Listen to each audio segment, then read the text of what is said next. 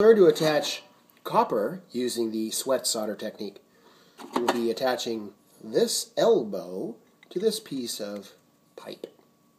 Very lovely.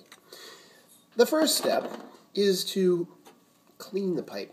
I like these little cleaners. You can use sandpaper. These work pretty good though.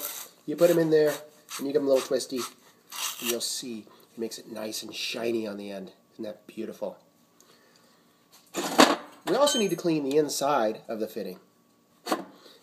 So we have another little groovy brush. This is an Oatly, Home Depot. You give it in there, you give it a little twisty. I like to clean both of them because I generally end up forgetting which one, but it makes it shiny inside, you can kind of tell. So that cleans off all the oxidation. Copper oxidizes really quickly because it's got valence electrons or something like that, I don't know. Now, we want to put some acid in there, or flux. So I've got a little bit of flux here, and you want to put it in both parts. So put it on the outside of this pipe, and I'll just set that down for a sec, and on the inside of this one, these are a little flux brush. These are good for like one time unless you wash them really well because they rust. Because this acid promotes corrosion, oddly. But it also does a really good job of cleaning. So we're done with the flux. Now I'm just going to fit that in there. Wait, oh, this is the one I put flux in. Good.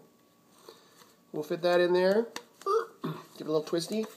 There we go. Now it's seated well. Now what we're going to do is there's a space in here in between the pipe and this fitting, and we're going to fill that with solder. So we get our groovy little propane torch and our groovy little sparker,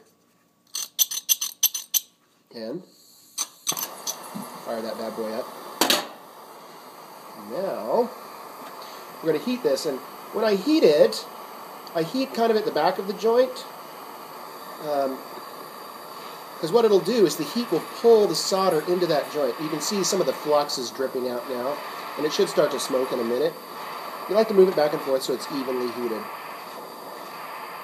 Now, it's nice and hot. You take this solder and it'll just get pulled right in there. You remove it from the heat.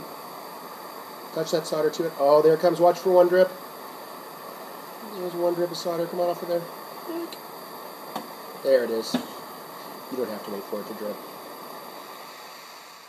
If a plumber... Oop! I'm out of the frame. If a plumber were actually watching this, he'd probably say, what a joker. So, you need to let that not be bumped for a minute while it sets up. And I'm going to grab my rag here.